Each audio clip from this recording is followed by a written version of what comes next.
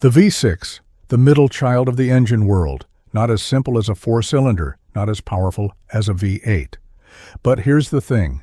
Some of these six-cylinder engines absolutely shocked the automotive world. They came out of nowhere, hidden in family sedans and minivans, tucked under the hoods of cars nobody expected to be special.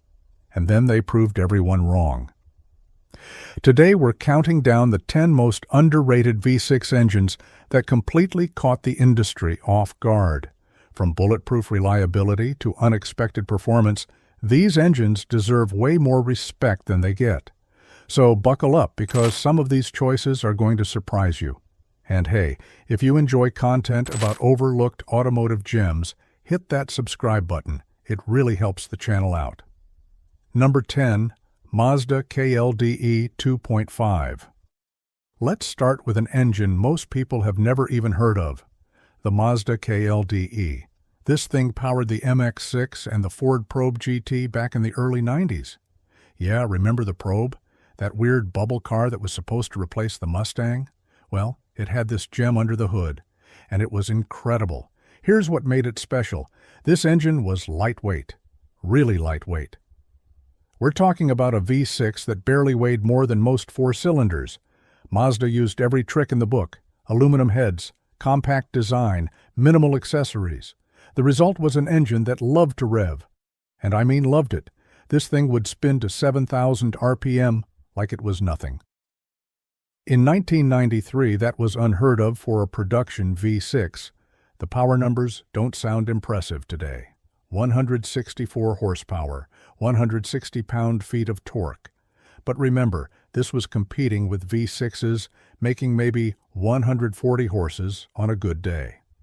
And the Mazda did it while being smooth as silk. No vibration, no harshness, just pure, refined power delivery all the way to redline. But here's the kicker. These engines were virtually indestructible. There are documented cases of KLDEs running for 300,000 miles with nothing but oil changes. The valve train was bulletproof. The bottom end was overbuilt. Even the variable intake system, which was pretty advanced for 1993, rarely failed. Mechanics joke that these engines outlasted the cars they came in. And, considering how badly those probes rusted, that's probably true. The racing community figured this out pretty quickly. With basic mods, you could squeeze 200 horsepower out of these things, port the heads, add headers, bump the compression. Suddenly your forgotten Probe GT was keeping up with Mustang GTs. There was even a turbocharged version in Japan making 200 horses from the factory, but good luck finding one of those. The real tragedy is how overlooked this engine became. When the Probe died in 1997, the KLDE disappeared with it in America. Mazda kept developing it for other markets, but we never saw it again, which is a shame, because this lightweight, high-revving V6 was doing what Honda would get credit for years later. It just had the misfortune of being in cars nobody wanted to remember. Number 9. Volkswagen VR6. Now this is weird, really weird. Volkswagen looked at the V6 formula and said, nah, let's do something completely different. The VR6 isn't really a V6. It's not an inline-six either. It's something in between, a narrow-angle V6 with cylinders so close together they share a single-cylinder head. 15 degrees of angle. That's it. Most V6s are 60 or 90 degrees. This thing was basically an inline-six that got slightly bent. Why would they do this? Simple. Packaging. Volkswagen wanted V6 power in cars designed for four cylinders. The Golf, the Jetta, the Corrado. These were compact cars with tiny engine bays. A normal V6 wouldn't fit. An inline-six definitely wouldn't fit. But this narrow-angle design, it was barely wider than their four-cylinder engines. Genius or insane. Maybe both. The first VR6 showed up in 1991. 2.8 liters, 172 horsepower, not earth-shattering numbers. But the character of this engine was something else. It had this deep, throaty growl that sounded nothing like other V6s, almost like a straight six, but with more burble. Car and driver called it intoxicating. They weren't wrong. This engine made ordinary Jettas sound like sports cars. Volkswagen kept developing it. 2.8 became 2.9, then 3.2, then 3.6. By the mid-2000s, they were getting 280 horsepower out of naturally aspirated versions. The R32 Golf had one. The Passat had one. Even the Touareg SUV got a version. And they all had that distinctive VR6 sound. Once you heard it, you never forgot it. But the real surprise came from tuners. This engine could handle boost, lots of boost.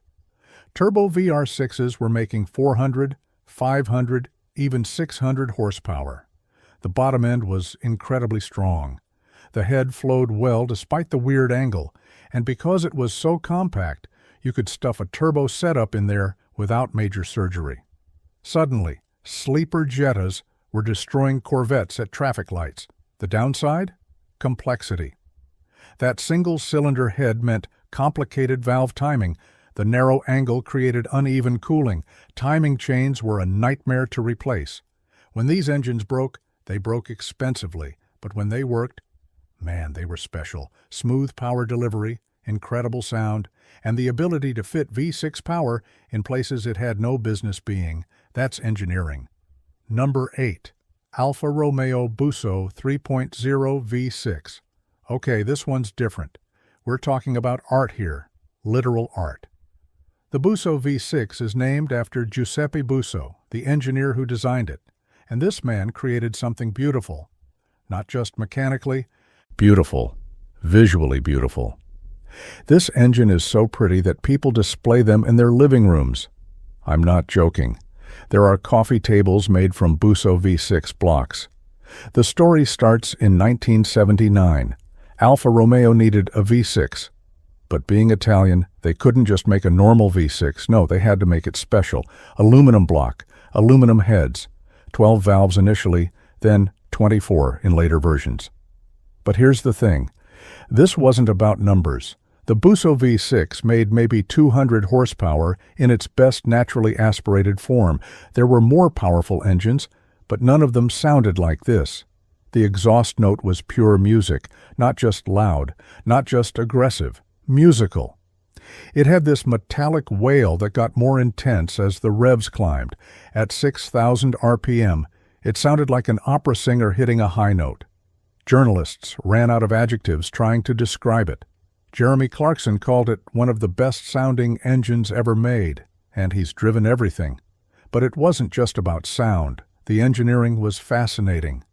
Alfa used a 60-degree V-angle, which is perfect for V6 balance. They added dual overhead cams, variable valve timing on later versions. The intake manifolds were these gorgeous aluminum pieces that looked like sculptures. Even the oil cap was beautifully designed. This was an engine built by people who cared about aesthetics as much as performance. The Busso powered everything from the Alfa 75 sedan to the GTV coupe to the 164 luxury car. Each installation was slightly different displacements, different intake setups, but they all had that sound, that glorious, spine-tingling sound. Owners would drive through tunnels just to hear the echo. They'd downshift for no reason except to hear the engine sing. Was it perfect? God, no. This was an Italian engine from the 80s. It leaked oil. The cam belts needed religious maintenance. The variable valve timing systems failed. Parts were expensive and hard to find. But owners didn't care. They'd put up with all of it just to hear that sound every morning. Some engines you respect, some engines you rely on. The Busso V6? You fell in love with it. Here's the really sad part. Alfa killed it in 2005, replaced it with a GM-derived V6 that was more powerful and more reliable. But it had no soul, no character. It was like replacing Pavarotti with a karaoke machine. Sure, the karaoke machine never misses a note, but would you rather listen to that or Pavarotti? Exactly. The Busso wasn't just an engine. It was an experience. Number 7. Chrysler 3.5-liter SOHC. Nobody respects Chrysler engines from the 90s. Nobody. They think of them as cheap, unreliable, and underpowered. But the 3.5 SOHC was different. This thing was a sleeper hit that powered some seriously underrated cars, the LH platform sedans, the Dodge Intrepid, the Chrysler 300M, the Eagle Vision. Remember the Eagle Vision? No? Well, that's part of why this engine gets no respect. Let's talk numbers. 214 horsepower in 1993. That was strong for a mainstream V6. By 1999, they were getting 253 horses out of the high-output version. The 300M Special got 255. These were Accord V6 numbers from a company everyone assumed couldn't build a decent engine. But Chrysler had actually done their homework. The design was clever. Single overhead cam instead of dual, which kept costs down, but still allowed good breathing. 4 valves per cylinder. Aluminum heads on an iron block. Nothing revolutionary, but everything was done right. The engine was smooth. It pulled hard from 2,000 RPM all the way to 6,000. And it had this surprising top-end punch that caught a lot of people off guard. Here's what nobody talks about. These engines were tough. Really tough. The bottom end was overbuilt, the timing chain was beefy, the cooling system was well designed. With basic maintenance, these things would run for 200,000 miles easy. Some hit 300,000. In taxis, in police cars, in applications where they got absolutely beaten on and they just kept going. The 300M was where this engine really shined, Chrysler's attempt at a sports sedan. And you know what? It actually worked. The 3.5 pulled that heavy car to 60 in 7 seconds. Not bad for 1999. The exhaust note was pretty good too, deep and smooth with a nice growl when you got on it. It wasn't a BMW, but it wasn't trying to be.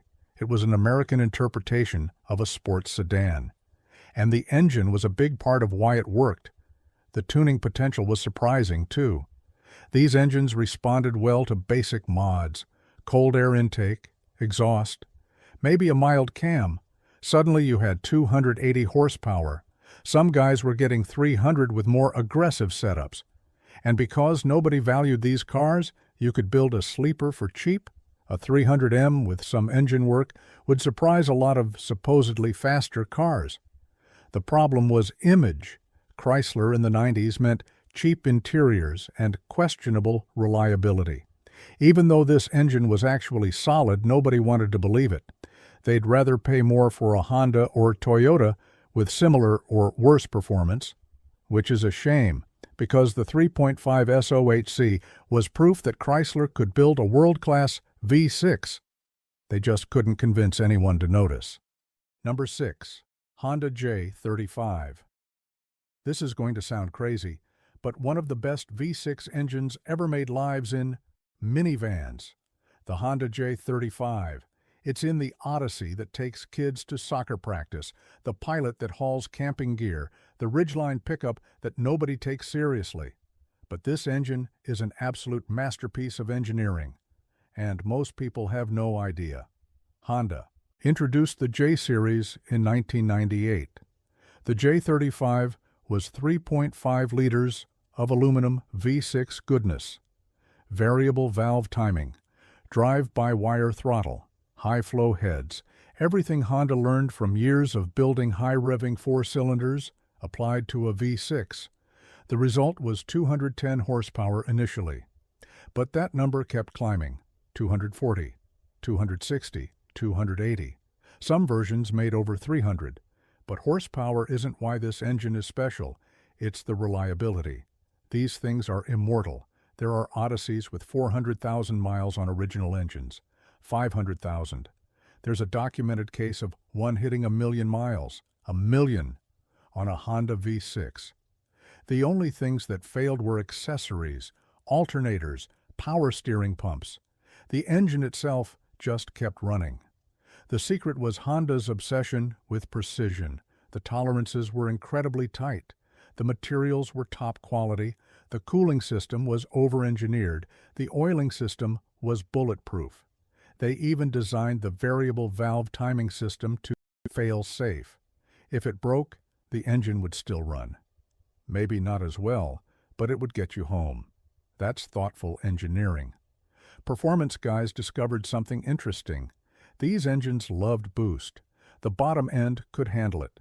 The heads flowed well. The cooling system had overhead. Turbocharged J35s were making 500, 600 horsepower. In minivans, there are Odysseys running 10-second quarter miles. Think about that. A family hauler running faster times than a Hellcat. All thanks to this overlooked engine. The sound wasn't bad either.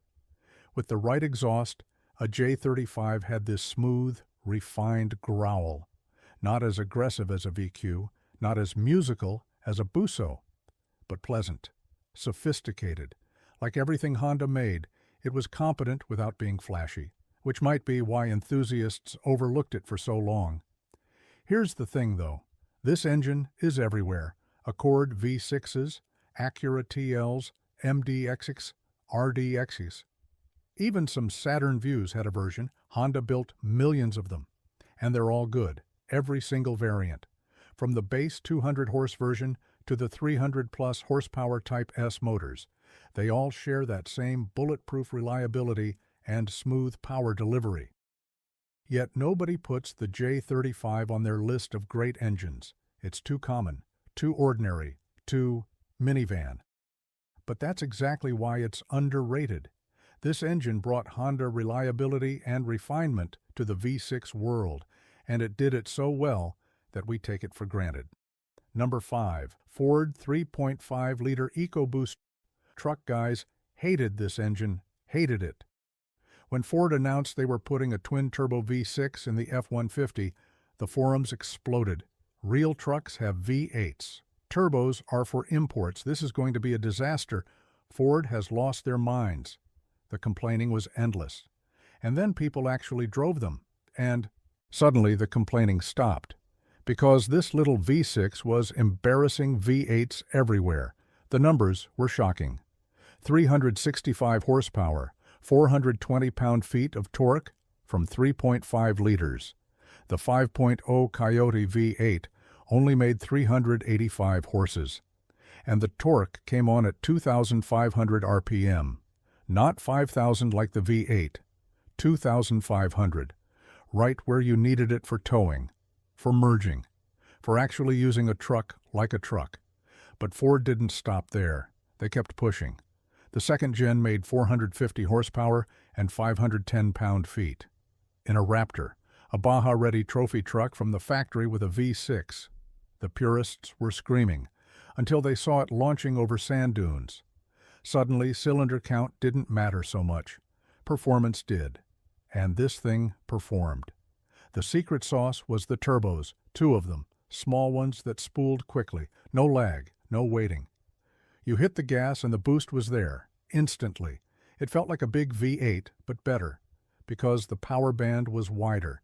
The fuel economy was better when you stayed out of boost. And when you did get into boost, hold on, this thing pulled like a freight train. Towing capacity, 11,000 pounds in some configurations, same as V8 trucks, sometimes more. The torque curve was so flat that towing felt effortless. Hills that would have a V8 downshifting and screaming? The EcoBoost just pulled through them. Diesel-like torque from a gas V6. Truck owners couldn't believe it. And then Ford got crazy. They put a racing version in the GT supercar. 647 horsepower, 550 pound-feet, enough to win Le Mans multiple times. A twin-turbo V6 beating Ferraris and Porsches at the most famous race in the world. The same basic engine that hauled lumber on the weekend was winning endurance races against Europe's best. If that doesn't earn respect, nothing will.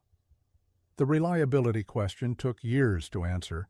Early ones had some issues, timing chain problems, carbon buildup, turbo failures. But Ford kept improving it. The later ones are solid, and even the problematic ones usually made it past 100,000 miles before issues appeared.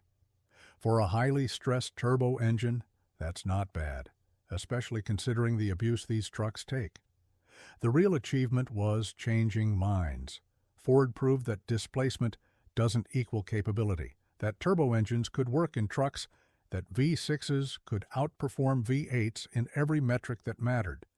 Now every manufacturer has turbo V6s in their trucks, but Ford did it first, and they did it when everyone said it would fail. That takes guts. Number 4. Nissan VQ35DE.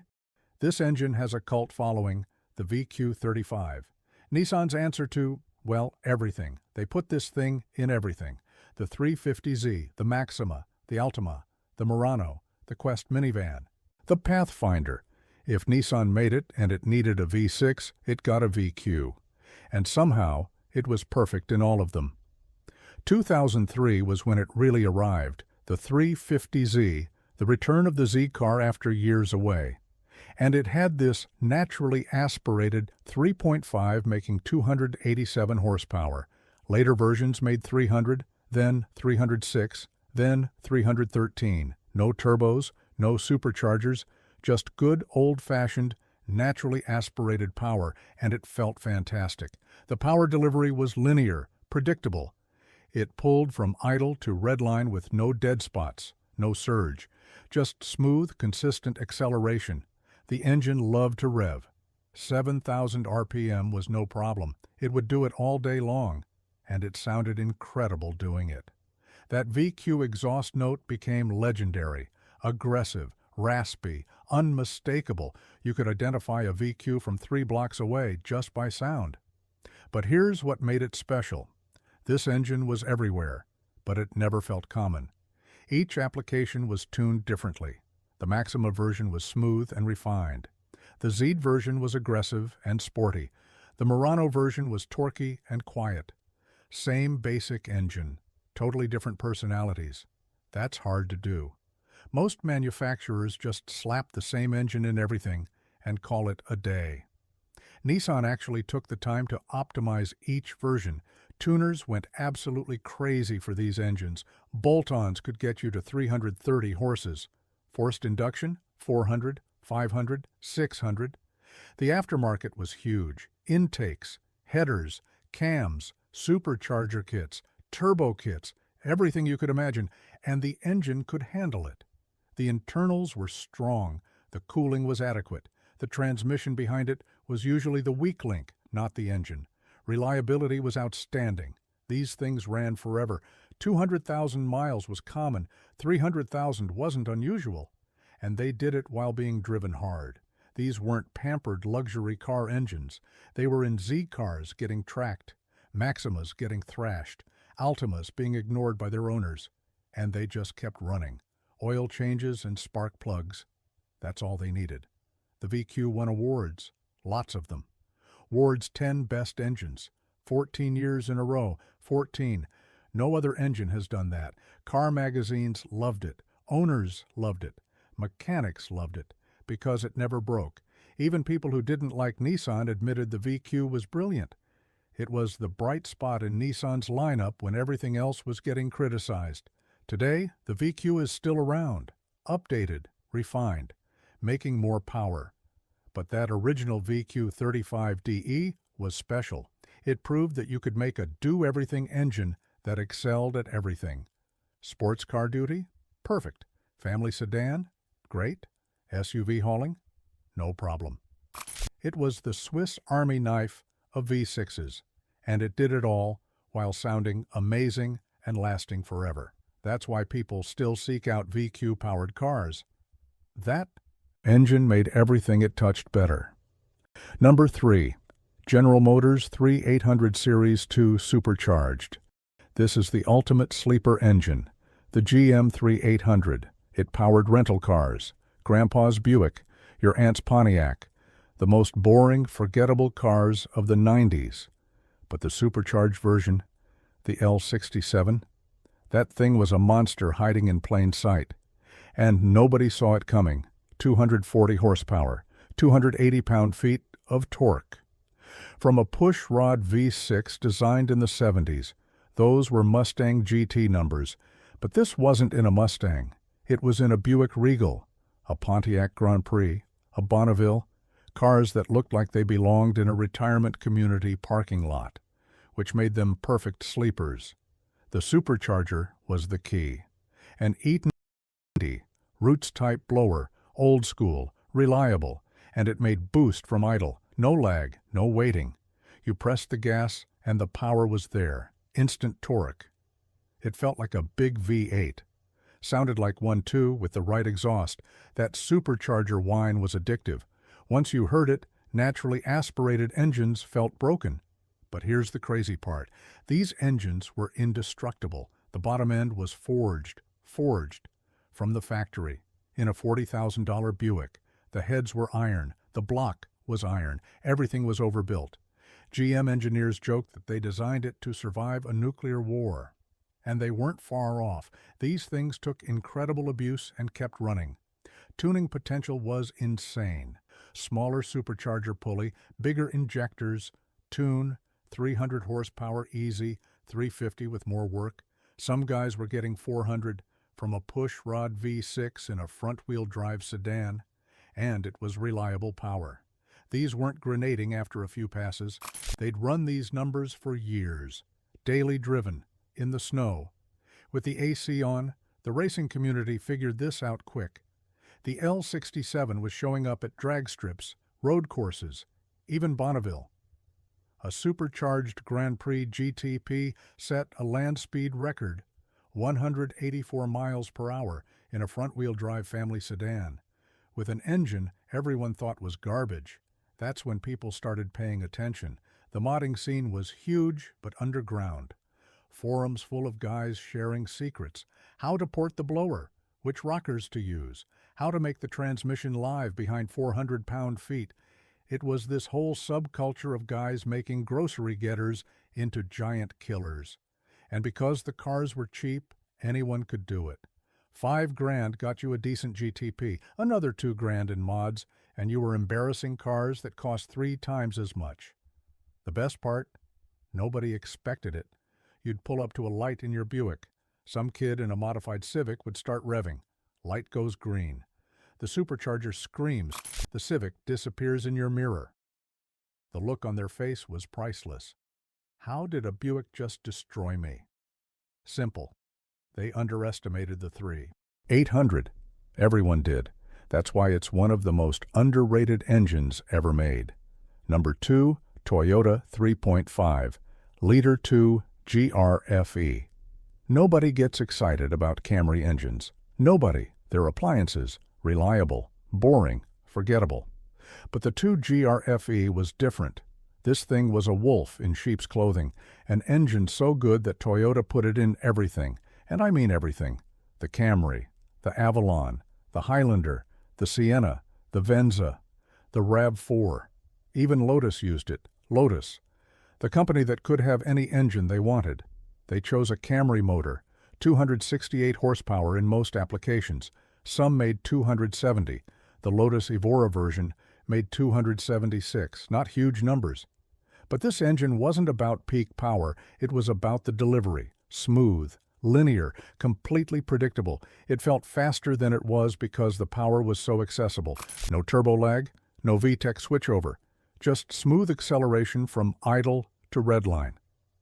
The engineering was typical Toyota, overbuilt everything. Dual VVTi for variable valve timing. High-flow cylinder heads. Forged connecting rods in some versions.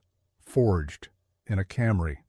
The cooling system was massive. The oiling system was bulletproof.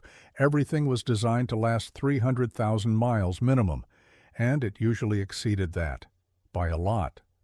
But here's what nobody talks about. This engine could perform. The Lotus Evora could hit 60 in 4.8 seconds. With a Camry engine. The supercharged version in the Evora S made 345 horses. That's more than a lot of V8s. And it was reliable power. Lotus wouldn't stake their reputation on junk. They knew this engine was special. The racing world noticed too. The 2GR showed up in sprint cars, rally cars, even NASCAR trucks. It could take the abuse, high RPM for hours, extreme temperatures, massive loads. It just shrugged it off. There are 2GR engines with 500,000 miles on them, still running, still making good power. That's insane reliability. The tunability surprised everyone. These engines loved forced induction. Turbo kits were making 400 horses on stock internals, 500 with basic upgrades. Some builds hit 600. The engine could take it. The weak link was always something else: the transmission, the differential, the chassis. The engine itself was bomb-proof. What made this really impressive was the range. This same engine that powered rental Camrys was also in the Lotus Exige, the mundane Sienna minivan, and the exotic Evora. It worked in everything: front-wheel drive, rear-wheel drive, all-wheel drive, transverse, longitudinal. Didn't matter, it just worked, and worked, and worked. The sound was understated but nice. With a good exhaust, it had this refined growl, not aggressive, not attention-seeking, just competent. Like everything about this engine, it did its job without drama, which is probably why enthusiasts overlooked it. No character, they said, no soul. But they were wrong. The character was in the engineering. The soul was in the reliability. This engine let you drive hard without worry. Track days, canyon runs, cross-country trips. It could do it all. And it would outlast every other component in the car. That's the 2GR-FE legacy, an engine so good that it became invisible. We expected it to be perfect, so when it was, nobody noticed. But the engineers noticed, the racers noticed, Lotus noticed, and now, years later, we're finally realizing what we had. One of the best V6 engines ever made. It just happened to power a Camry. Number 1, Mitsubishi 6G72. This is it, the most underrated V6 engine that shocked everyone. The Mitsubishi 6G72. You probably know it from the 3000 GT VR4, but this engine was everywhere, and I mean everywhere. The Dodge Stealth, the Chrysler minivans, the Montero SUV, the Galant sedan, even forklifts. Yes, forklifts. This thing was the Swiss Army knife of engines before that term was overused. Let's start with the range. Base versions made 140 horsepower. The twin-turbo VR4 version, 320. From the same basic architecture, that's insane flexibility. Most engines can't handle that kind of variation. But Mitsubishi designed this thing to be modular. Different heads, different intakes, different compression ratios, add turbos, add superchargers. Whatever you needed, the 6G72 could do it. The naturally aspirated versions were bulletproof. Dodge Caravans ran these things for 300,000 miles, hauling families and their stuff. No problems, just oil changes. The SOHC versions in the Stealth and 3000 GT were smooth and rev-happy. The SOHC versions were torquey and efficient. Each variant was optimized for its application. That's thoughtful engineering. But the twin-turbo version, oh man. 320 horsepower in 1991, all-wheel drive, four-wheel steering, active aero. This was a technological tour de force. The Nissan 300ZX twin-turbo made 300 horses. The Toyota Supra Turbo made 320 but came later. The 3000 GT VR4 was there first, with more technology, and nobody remembers it. The tunability was legendary. These engines loved boost. The stock turbos were tiny. Upgrade them and 400 horses was easy. 500 was common. 600 was doable. The bottom end could take it. The heads flowed well. The cooling system was robust. There are 1,000 horsepower 6G72 builds out there. 1,000. From an engine that also powered minivans. Here's what's really crazy. This engine was everywhere, but nobody noticed. It was in rental cars, family haulers, work trucks. Nobody associated it with performance. But then you'd see a 3000 GT VR4 at the drag strip running 11s, or a Galant VR4 winning rally stages, or a sleeper Dodge Caravan with a turbo kit embarrassing Mustangs. Same engine family, just configured differently. The racing success was incredible, but overlooked. The Galant VR4 dominated rallying in the late 80s. The 3000 GT raced at Pikes Peak, Le Mans, IMSA GT. It won races, set records. But because Mitsubishi didn't have the marketing budget of Toyota or Nissan, nobody knew. This engine was winning while everyone was talking about Supras and Skylines. Reliability depended on the version. The naturally aspirated ones ran forever. The turbos needed more care, but even the complex VR4 version was solid if maintained. The problem was people didn't maintain them. They were complicated, expensive to fix, so they got neglected. Then they broke. Then people blamed the engine. But maintained examples are still running strong 30 years later. The sound was unique too. The naturally aspirated versions had this smooth, refined note. Nothing special but pleasant. The turbo versions, different story. That had this deep, aggressive growl overlaid with turbo whoosh. It sounded mechanical, technical, like something from a sci-fi movie, which fit the 3000 GT's spaceship styling perfectly. But here's the real reason this engine tops our list: versatility. No other V6 could do what the 6G72 did. Power a minivan reliably for hundreds of thousands of miles? Check. Win rally championships? Check. Run 9-second quarter miles with mods? Check. Power forklifts in warehouses? Check. This engine did everything, and it did it all well. Today, people are finally recognizing what the 6G72 achieved. 3000 GT VR4s are becoming collectible. The naturally aspirated versions are prized for engine swaps. The racing history is being documented and celebrated. But for decades, this engine was invisible, overlooked, underrated, which is crazy when you consider what it accomplished.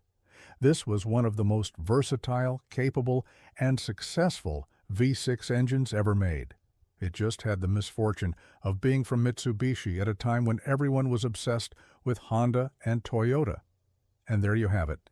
That's 10 more V6 engines that absolutely nobody saw coming. From bulletproof minivan motors that could handle massive power to narrow-angle German engineering that defied physics. Which one surprised you the most? Drop it in the comments below. And if you know of any other overlooked 6 cylinders that deserve recognition, let us know. We might just make another list. Don't forget to subscribe if you haven't already, and hit that notification bell so you don't miss our next deep dive into automotive history. Thanks for watching, and we'll see you next time.